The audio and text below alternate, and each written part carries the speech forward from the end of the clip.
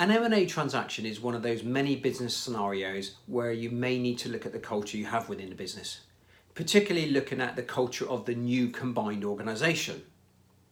Now, I was asked a question the other day as to whether it was necessary to look at culture if no staff were actually going to be transferring between the businesses as a result of the transaction.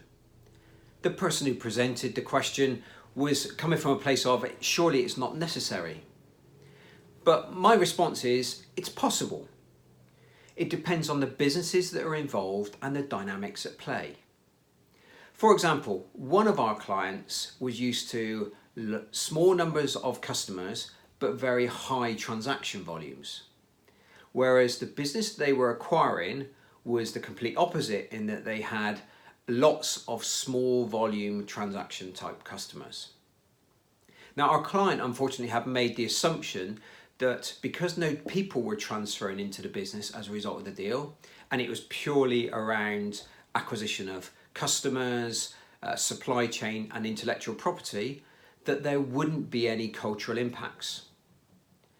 Unfortunately, when they took on the business, they came under a huge amount of strain as their existing work practices were not geared up for the sheer volume of transactions that needed to be processed.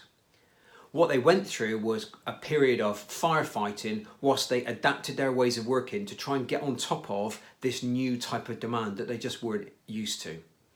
That set them back quite a lot in terms of the progress they're looking to make and realising the benefit out of the transaction.